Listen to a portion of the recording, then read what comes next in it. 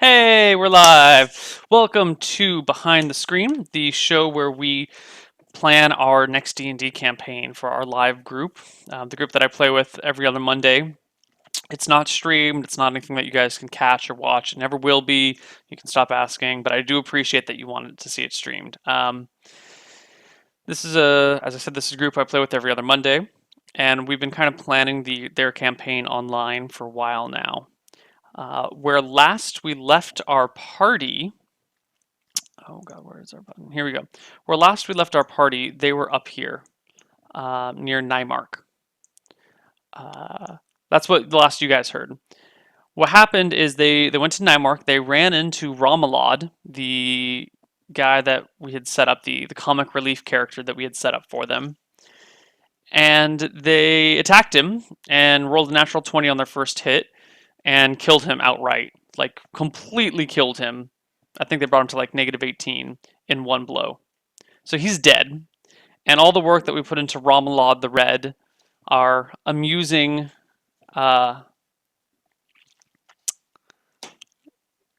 comic relief character, is completely gone and thrown out the window because they fucking killed him because he was being, silly and ridiculous and like, well, fine, we'll just kill you. So this breaks my heart more than a little bit.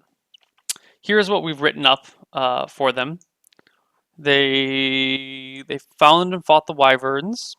They fought a couple hierosphinxes. We know what's going on with Sir Hodrick. He's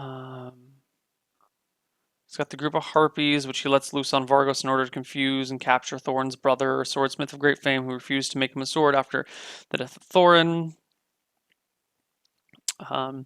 The smith Timo was never convicted of the guilt. Convinced of the guilt of the thief who was hanged for the murder of his brother, and refused to make Hodrick a sword until the real murderer was found. Hodrick had the harpies attack the town and drag Timo away from the town, where his personal guard came to take him. Timo is now in the dungeons under Ventus, chained up until he agrees to forge a sword for Sir Hodrick, which he's not doing. To the south, the mining town has been overrun with orcs after they mined too deep and too greedily. That's this town. So the players are down in Winddrift now. No, they came to this town. They killed some scout orcs, and they went to sleep in this town. And they killed a couple of orcs up there. So that's where the players are. They are in between these two towns now after having slain some orcs. And they're getting closer to Ventus. And the reason they're headed to Ventus is to figure out what the hell's going on with the Sir Hodrick guy. So I think today what we're going to do is like mostly orc stuff. They're going to keep going this way. They're going to run to these orcs. And I think we should make the orcs actually challenging for them. Because the players are pretty decent right now. They're not great, but they're far from terrible. Let's find their character sheets. Here's poor Ramalad, the dead, as he's known now.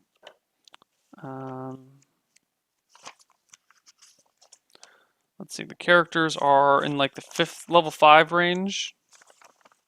Level 5, level 6 range. Yeah. So, what do we want to do? What sort of things do we want to plan for them? What sort of challenges might they face when confronting these orcs?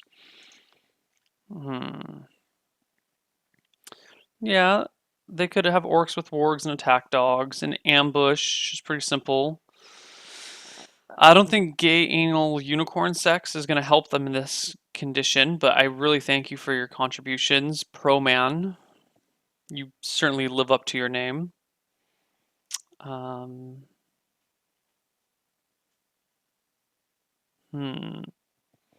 What could we do?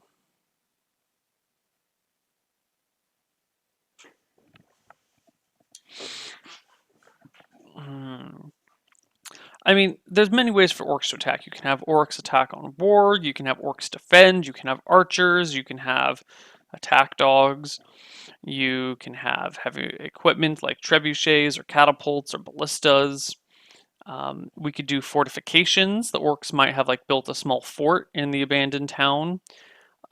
It's a mining town, so it'd be pretty small.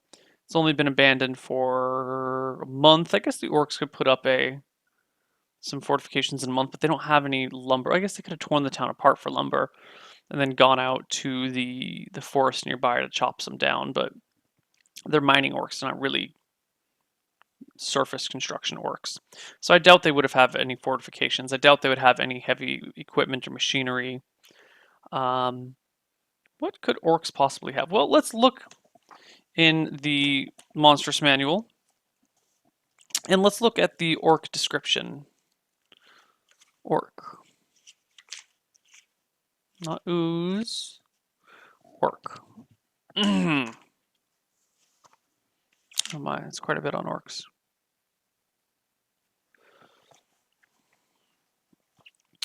Orcs are constantly in battle. They use the following weapons: 5% sword and fail, 10% sword and spear, 10% axe and spear, 10% axe and polearm, 10% axe and crossbow, 10% axe and bow, 5% sword and battle axe, 10% spear, 10% axe, 20% polearm.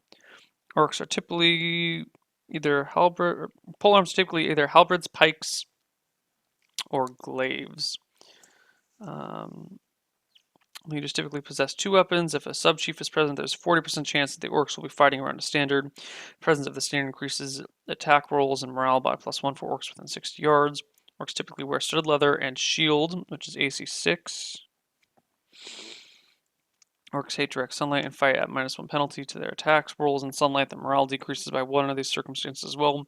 Orcs employ sniping and ambush tactics in the wild. They do not obey the rules of war unless such is in their best interest. For example, they will shoot at those who attempt to parley with them while under white flag unless the orc leader feels it's advantageous to hear what the enemy has to say. They abuse human rules of engagement and chivalry to their best advantage. They have historic enmity against elves and dwarves. Many tribes will kill these demon humans on sight. It often believes that orcs are so bloodthirsty and cruel that they are ineffective tacticians. They would rather be vicious than victorious. Like most stereotypes, this is highly misleading. It is true that some orc tribes, but not for all, many orc tribes have waged wars for decades and have developed frightening efficiency with their battle tactics. For every orcs encounter, there will be a leader and 3 assistants. Really? These orcs will have 8 hit points each, being the meanest and strongest in the group. If 150 orcs or more encountered, there will be following additional figures with the band: a sub-chief and 3 to 18 guards. Each with AC 4, 11 hit points, +1 to strength, +1 to damage due to strength on all attacks. They fight as monsters of 2 hit dice. For every 100 orcs encountered, there will be either a shaman or a witch doctor.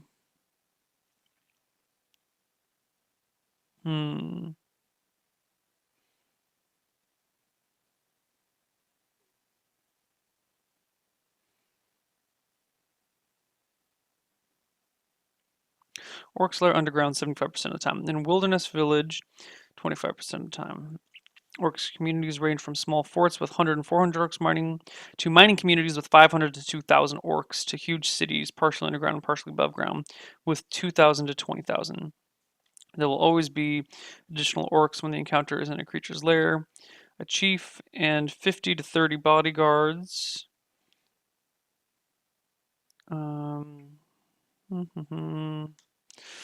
If the lair is underground, there's a 50% chance that 2 to 5 ogres per 200 orcs will be living with them. Most lairs are above ground, are rude villages of wooden huts protected by a ditch, long rampart, and long palisades. Or more advanced construction built by other races. The village will have 1 to 4 watchtowers and a single gate. They're aggressive. They believe other species are inferior to them. They'll be bullying and slavering as part of their natural order. They will cooperate with other species but not dependable. As slaves, they will rebel against all but the most powerful masters. As allies, they are quick to take offense and break agreements. Orc believes that battle is the ideal challenge, but some leaders are pragmatic enough to recognize the value of peace, and which they exact at a high price. If great patience and care used, orc tribes are effective trading partners and military allies. Orcs value territory above all else, battle experience, wealth, number of offspring, or other major sources of pride. Orcs are patriarchal. Women are fit only to bear children and nurse them. Orcs have a reputation for cruelty that is deserved, but humans are just as capable of evil as orcs. Orcs have marriage customs, but orc males are not noted for their faithfulness.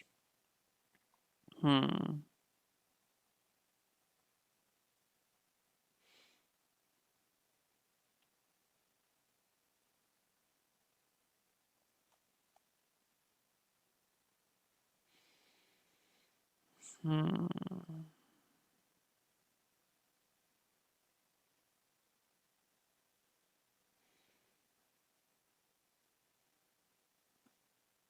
Okay.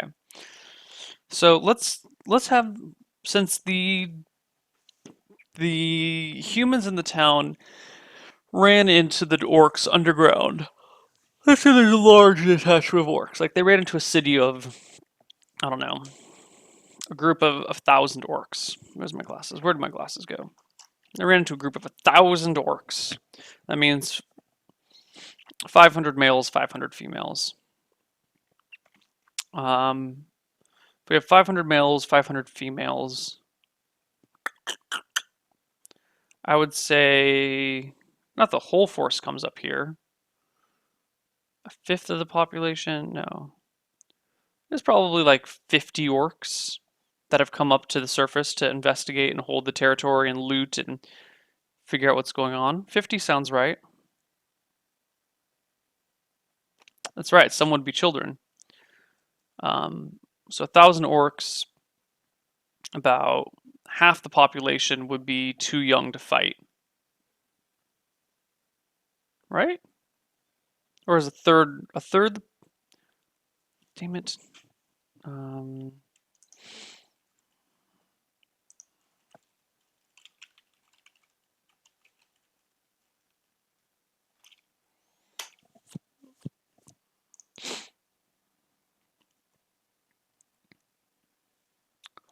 okay, so we'll say anyone.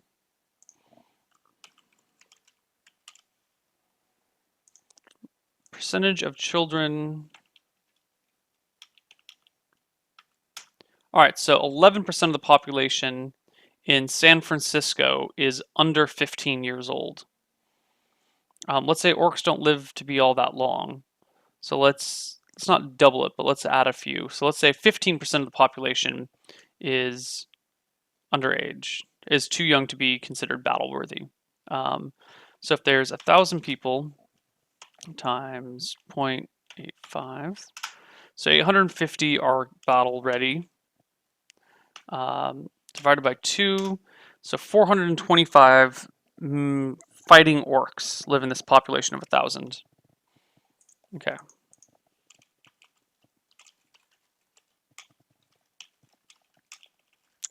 1,000 orc population underground.